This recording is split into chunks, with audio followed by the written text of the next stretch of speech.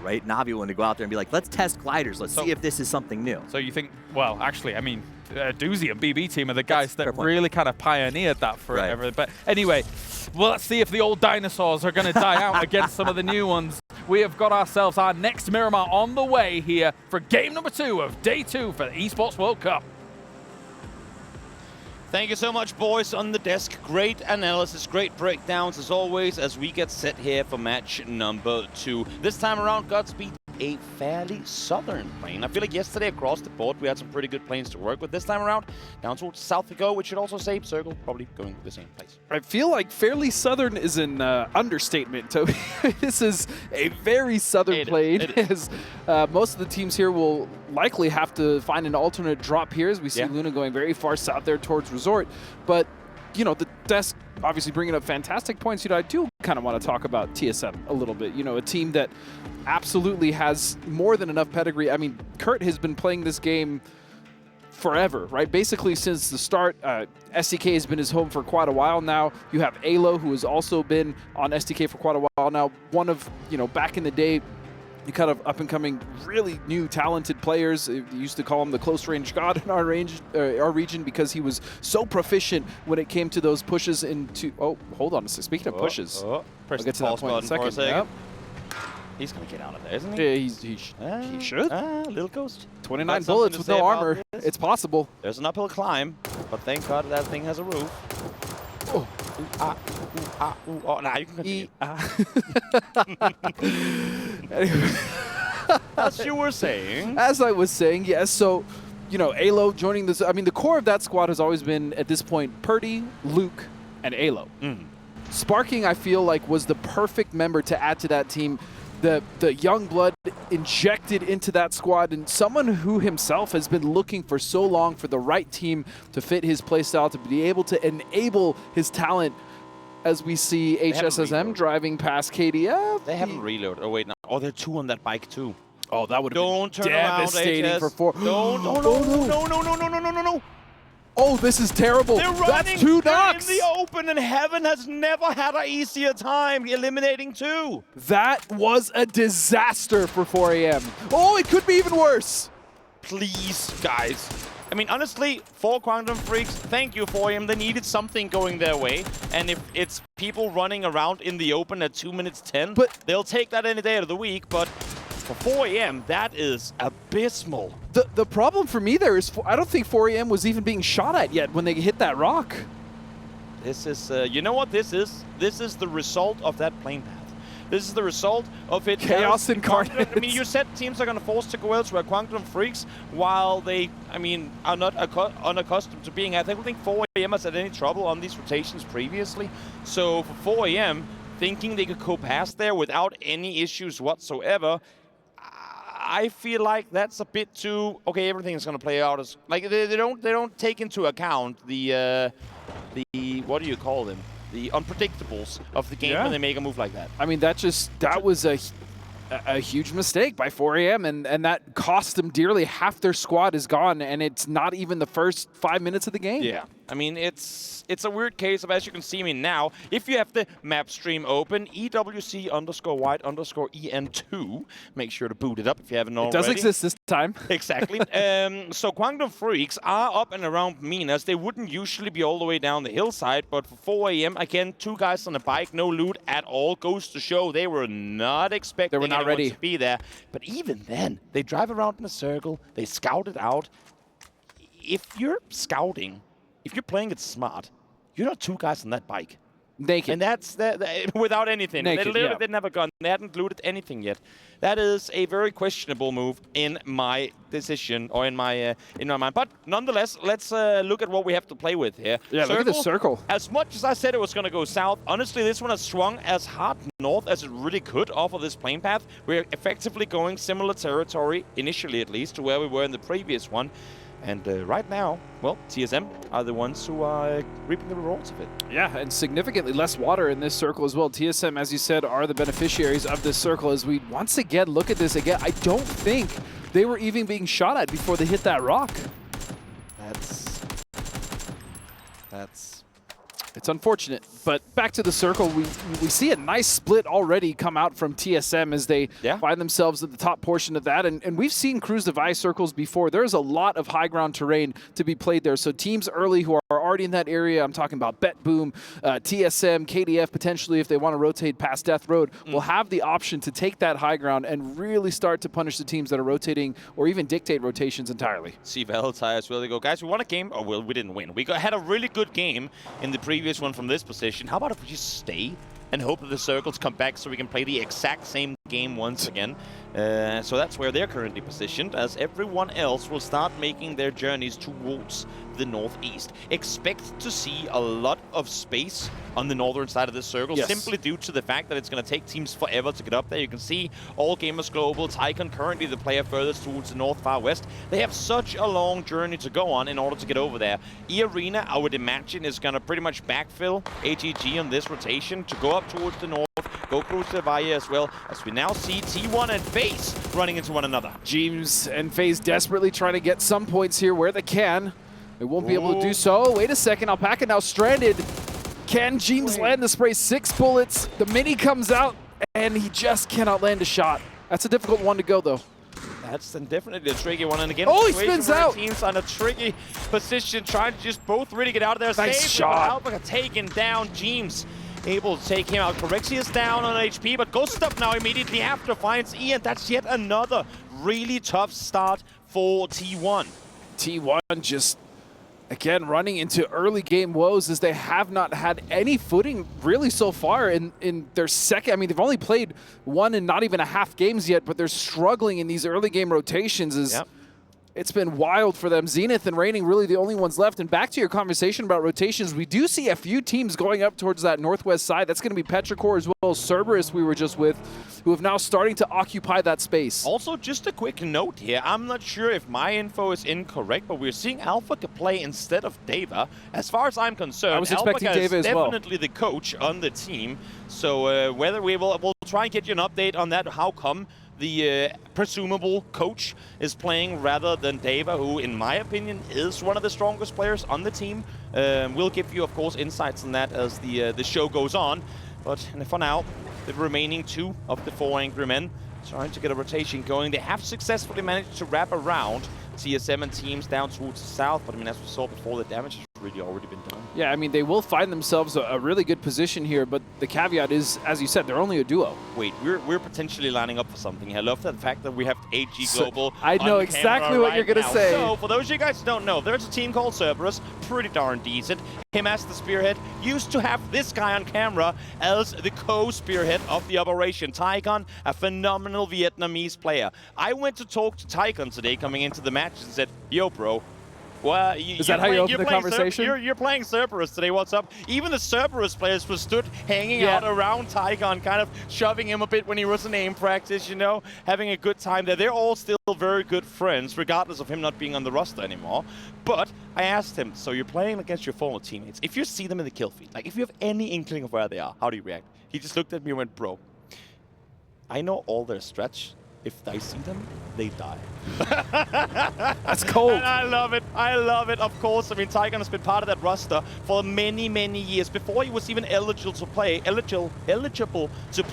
Cerberus picked him up 2.5 years before. He was just sat there on the bench, watching, learning from Cerberus. So he knows everything there is to know about how Cerberus functions. And that can be very dangerous when you have an opponent that knows all of your tendencies, your rotations, everything. And so he may very well exploit that weakness, but that remains to be seen. Meanwhile, again, Luna Galaxy, even though they lost a couple members early in that last game, I'm very impressed with the way they were salvaging that between Kraken and Haven. Exactly. I mean, they had no right to stay alive for as long as they did on the side of the road. Everyone, I feel like part of the reason why 4AM had such a hard time closing out against Valentine was because they used all their usual against Kraken and Haven. Now let's see here, Lil Ghost trying to get the safety against T1-2, having a hard time losing 2 players just before, but seems like Lil Ghost will be able to at least get the car, but will he get down to Sushi as well? Yeah, he should be all right. Yeah, he should be fine, and for T1,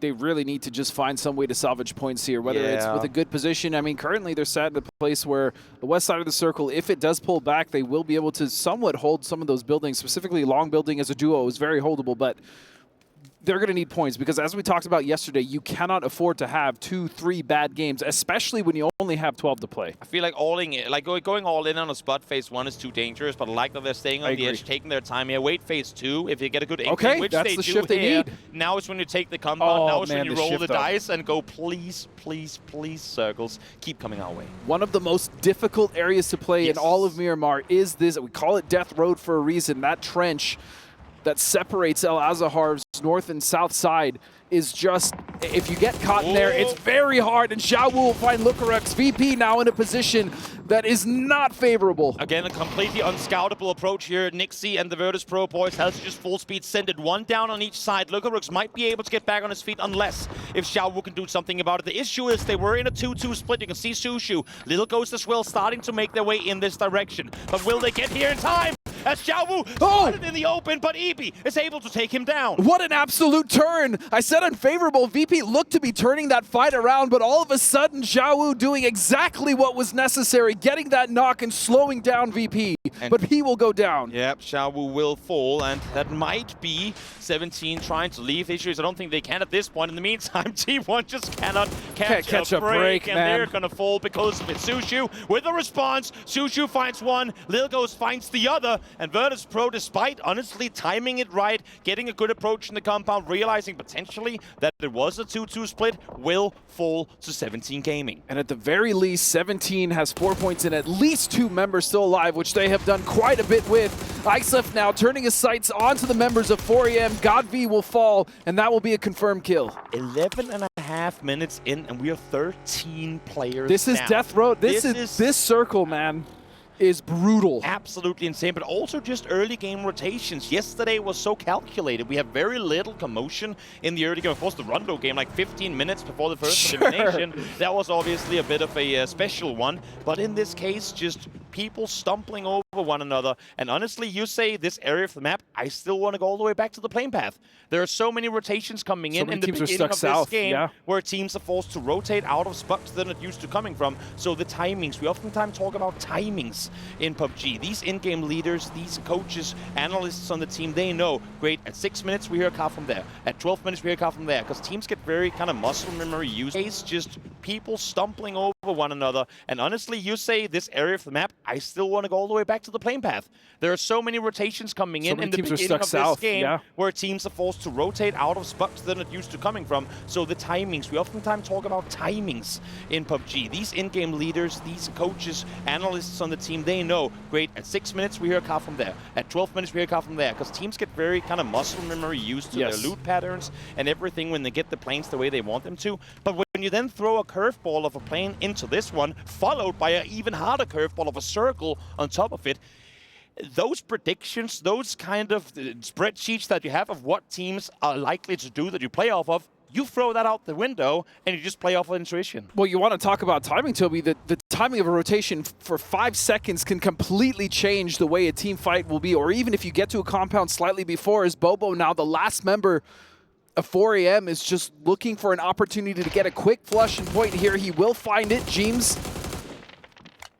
You can't even, I mean, you can't. None the wiser. Yeah, I mean, that's not really his fault to expect someone up there this early. I mean, especially they probably scouted this compound and realized that it looked fairly open, but at some point last year, a developer said, these warehouses aren't OP enough. Let's give them a high ground. Yeah, you could get there a couple years ago. So. And again, I mean, as you're saying, you can't really fold teams. It's a solo player left on the side of 4AM that seeked cover there a little while back. They had no info on him being there. They hadn't seen any cars because GodV left with the car to go over the hillside on the other side. As the circle now centers up on Falcons, very comfortable in the middle of the trench. This is also a nightmare scenario, and the reason really we talk so poorly about this circle is because getting to the north or south side of that circle, depending on the shift, can mean almost absolute death if you're not already set up. I mean, the best comparison really is Rossock River circles. I mean, this right now, this is effectively a river. It's just a slope of death. There's nothing you can do, and I'm sure that if we go like way back to PUBG lore, once upon a time in the Ice Age, it was a river, just based on how the like. You really went back there. Yeah, all the way back, all the way back. But no, I mean it's tricky. Where's Bobo going? Well, most likely nowhere. Backwards. He's gonna reverse all the way up to this shack. I mean, yeah, he's gonna hide, and for good reason. Try and see if you can somehow. If he can get that shack, yeah, if he can get that shack, there's a world where he gets maybe a couple placement points, but a shack in a couple of circles, yeah, it's not completely out of the realms, but we'll at least see he's now. guaranteed one circle. So one player spotted in the open to another Haven taken down. So set sees him from afar. Hekatori was up there, ready to try and deal with him, but and I love this. Got the better of him. I love the split from Na'Vi. They have 2 members in. Yeah. Up on the south side of the circle, and they're taking their time with Diffix and Ferris. There's no reason for them to go in immediately, as they can just kind of hold out and keep tabs on Luna to make sure that if they do try to push forward, they completely shut that off. And this right here is the reason why 17 got to stay alive in this. The fact that he not only spots an opponent, but is literally caught out with an 8 in hand, gets back in behind the wall, swings over to the gun, and takes him out. Incredible early engagement there by Xiaowu. And this is what I was talking about, though, with Na'Vi. They have complete overview here of Luna. That's going to be a nice knock from Diffix, and this is just easy work for Na'Vi. I mean, I say easy. Obviously, they're landing really good shots, but this is just very calculated, very much this Na'Vi. And exactly. We said it yesterday. I mean, they have a play style, and they do everything they possibly can to stick to it. They play edge. They play slow. They don't take any risks if they don't absolutely have to. And by doing so, what they're doing here is, as you said, 2 inside the circle, 2 out, making sure that no one is backfilling them. They want as much space on their side of the circle as they can possibly get. Everyone watching the games, look for any game with Na'Vi in come phase 4 and see, I mean, 9 out of 10 games, they will be the ones with the most space to maneuver. Oh, and it looks like Luna here is starting to posture here. They've realized there was only 1 member of FaZe, but the other members now coming in vehicles. Now going to be a 2-on-3 situation. At the very least, we do see Luna Galaxy landing in this compound, but they are going to have to contest now with 3 members of FaZe. Goes to show how hard this circle is to approach from the west when you're forced to fight for a compound that's barely even inside the circle. Kraken, Pulsar, what can you do in this very, very difficult 2v3? That nade almost potentially catching the backside effects. He's going for the chase here. Kraken won't find the knock. A little bit of damage. Not even given, though, and look at the shift. They're fighting for nothing. And that's where your coin flip gamble comes in. Do we go north of the river? Do we go south? Well, it swung down towards the south, and if you're 17, being able to secure your position, you are very, very satisfied. Look, Toby, how many teams are stuck on the north side of that? Chaos about to ensue. We're about to lose a lot of teams here as Kraken might just fall to blue here. No, he's going to try to make the cross. Corexi will find him. As we move over to E Arena now, a team that was in a great position before to hold edge, now having to find their way into the edge. Now Petrichor as well, rotating right past TSM, and as you said, chaos ensues. I mean, TSM trying to regroup in their position makes sense, but even they are not inside the circle yet. We can't, I mean, as much as we're giving the developers a hard time before for remaking the warehouses, they also added this road, so thank you. They tried thank you to make this for better. making up for tough compounds by giving us a little bit of an easier time getting up on the southern side of these hills. Petrichor trying to full speed send it. I would imagine they continue up towards 17 Gaming, but they should not know that they're located there. But you know what? They have a shack. They can chill.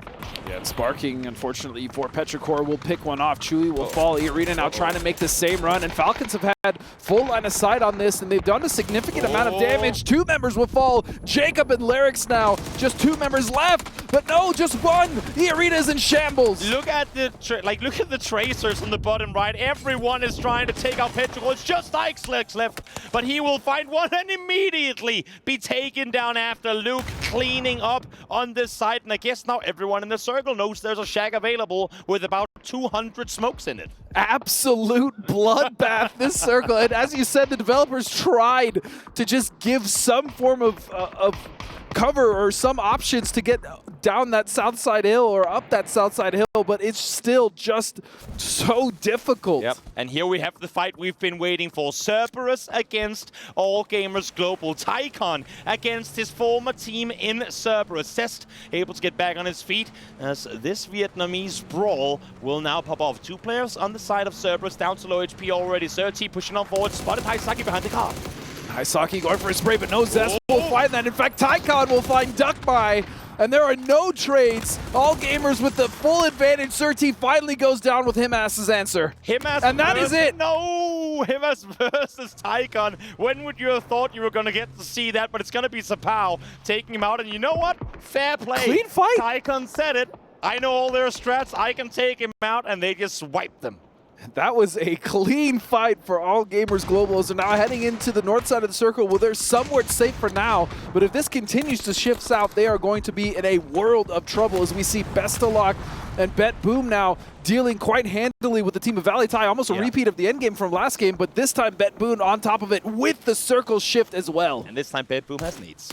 They have utility, yes. That does help the situation quite a bit, but they too, of course, has to worry, because right now, as you can see here, they've been able to just focus east and west, because no one on the northern side has been able to look towards the south. What happened? Zest, he, you know what, oftentimes it's fun, we always blame the guy that fired the bullet, but in this case, I feel like Tycon might have just stepped in front of him. But a guy that we can never forget, I was just gonna say, Popo, he's been in the shack forever, trying to get just some sort of points for the team, while placement points won't be there at least. He takes out Tycon, Zest falls as well, so a misclick with the Dragunov causes casualties on the side of All Gamers Global. And that feels absolutely terrible to accidentally run in front or have your teammate knock you and then you just get flushed out of nowhere. That feels pretty bad as Phil First. Mortars now starting to rain down as Phil First just trying to just finish off All Gamers and get that point, and sure enough they do. Doozy will find him. Yep, Surti will go down and out. All Gamers Global will fall as now, I mean, the fights here continue. Faceland will fall as well as Correxy goes down, as we only now make our way into placement points. Which is insane. And meanwhile, the Freaks, Toby, have been very comfortable in their compound, just catching some circles, really not having to deal with very much of the chaos going out. But the problem now is they have Na'Vi just above them, and then even Valley Tai setting up there as we see Luke 12 taking shots. American violence here as Luke will finish flat. Well, actually, technically Aussie violence. I was gonna say Australian more than American, isn't it? Luke, though, able to find the first one. A bit of a, I won't say whiff on the side of Flood, but of course caught by surprise initially. Missed a bullet or two, and that's going to allow for Luke to come out victorious in that one. Now, for the rest of Falcons, you saw they were split 2-2. They have Rello alongside, wow, my brain doesn't function right now. Two players over towards the eastern side. Rello and Roth, that is, trying to sweep their way up that hillside, but Snakers now left alone. I do like the split, though. They sent them earlier, realizing that Snakers could at least hold that building. He does have a little corner of that still in. I'm not sure if he has a vehicle, but he can somewhat come in later. As look at this split from Bet Boom. I love the way they are taking control of this side of the circle. Meanwhile, TSM with the stranglehold of the circle on their own all the way in the west, now trying to just get rid of 17 and really just take control of the rest of the circle. Also a player that you currently can't really see on the map here, but Soset is still alive for Na'Vi all the way down towards the south. So Na'Vi in a 3-1 split with 3 guys focusing east, looking towards Valatai, wanting to make sure that they don't get pushed up on by Quantum Freaks, while also trying to make sure that no one from the west side pushes on over. And speaking of pushing on over, here's Roth alongside Rello, trying to again make some space, buy some time for Snakers to join them. And Snakers does have a vehicle, fortunately. He'll find himself in the bottom part of the circle, and Falcons can play this ridge for now, so they're going to be okay. The bad news here, somewhat for, I'd say, Na'Vi, but realistically for KDF, is Na'Vi can take control of either side of this if they want to, and really start to put in damage in the bowl that KDF sits in. I think Na'Vi waits up on the hillsides until they absolutely have to move, figure out, I mean, let the other players kind of decide where you're going to go. Snakers now well aware that he has BP team on one side, but is he aware that TSM has opted to go in the other direction from behind? Bestalok now trying to dodge utility here, and I don't know if they're aware of the other members of Falcons, as we see Phil First going down. One thing is for sure, once this fight probably pops off, which should be just about now. Oh, what a turn! That fight, okay. Bestalok able to stand his ground with a bit of HP to work with as well. And now I was going to say Luke, TSM, they're going to peek on over. They're going to take the fight as soon as they can. 8 kills already. TSM have done a great job of accumulating 8 kills through all the I mean, we saw them steal quite a few kills from the Nox going up that Falcons and other members had gotten. So that's going to be a nice boon for them. Definitely a solid performance. Relo, Roth, again, down to just them two, trying to fend off. They were a circle sender just a couple of moments ago, but I mean, even for them, the team that had all the comfort of the compound, having to push up the hillsides into this area is so incredibly difficult. Yeah, but now 17 starting to make their approach towards TSM. Nades coming out, and Na'Vi as well has been eyeing this side of the circle, which is bad news for TSM, as Na'Vi's now really starting to come in. They see the damage going out. They see the knocks being traded. Alo still in the open, somehow still alive, finally goes down to Little Ghost. The quick tap coming through, and as you're correctly saying, Na'Vi coming down here as well. As I said just before, let the opponents decide where you're going to go. Perfect third-party engagement by Na'Vi. They, I would imagine, are going to continue the sweep down here on this side. Alo down to the blow he goes, as TSM is down to just 2.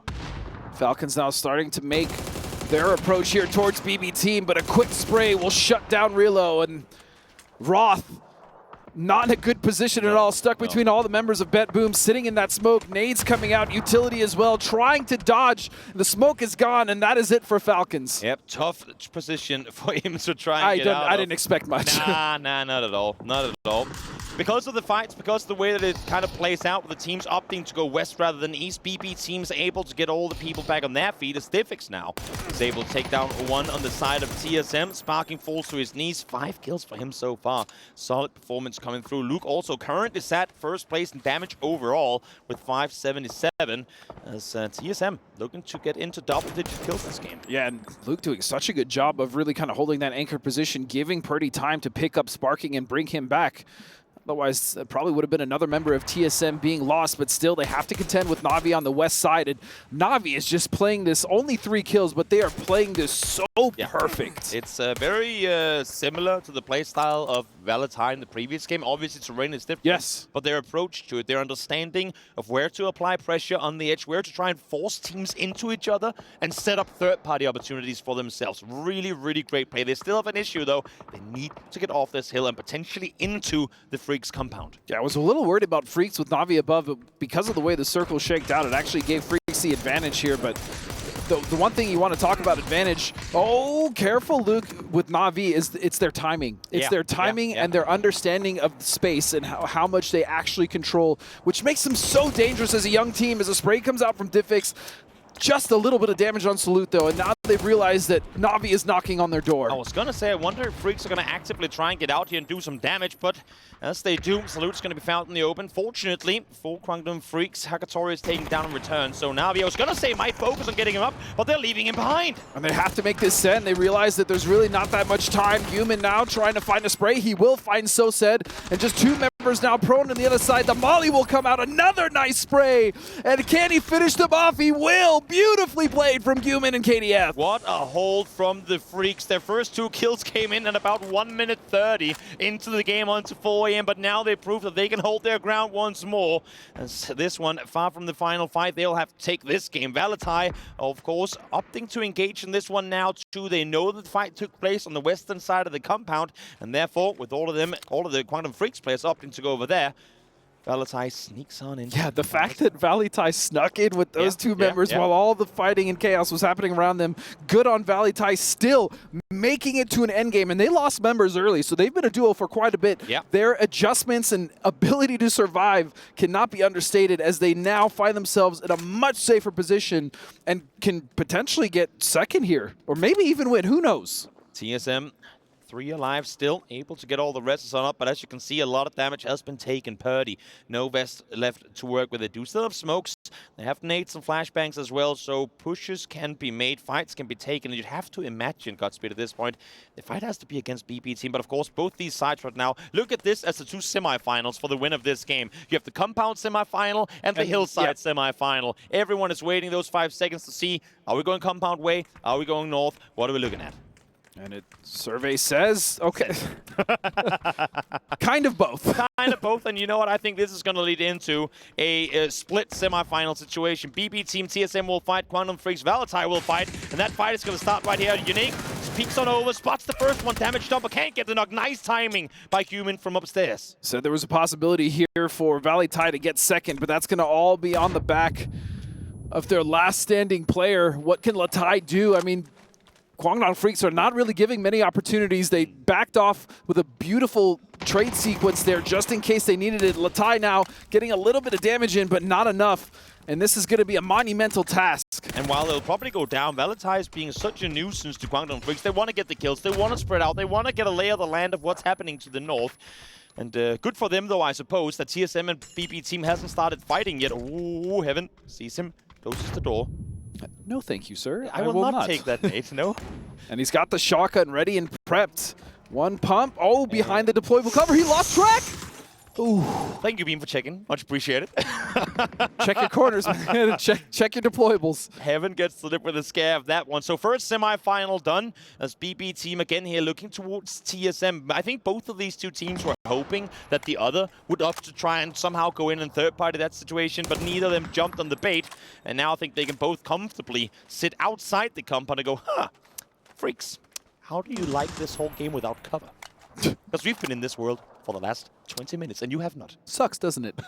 Shoes on the other foot. But that also did buy TSM some time to kind of get into the west side and settle themselves in the ridges over there. And so with that in mind, Sparking taking a little bit of a forward position, trying to find any angles that they can. Guangdong Freaks don't even have to move. So at this point, we're just waiting for Circle 9 to start to compress these teams. As I say that, Heaven with a beautiful nade lands on Spyro. And this, I mean, indirectly is all in favor for TSM. It's all set up by TSM. Look at their positioning. They were playing much closer to the fence line than BB team, where they had no one further north, or further south, sorry, than Spyro, which is why they force, I mean, TSM effectively forces Guangdong Freaks to go towards the east side. They get a knock on that side, and that's now going to allow for TSM to look in the direction of BB team. 10 kills on the side of TSM. A win here would be massive for the American squad. Is still trying to control as much space as possible. They're slowly starting to be pushed towards BB team, but BB team still has to get a res up, and they have to make sure that they cut off these angles.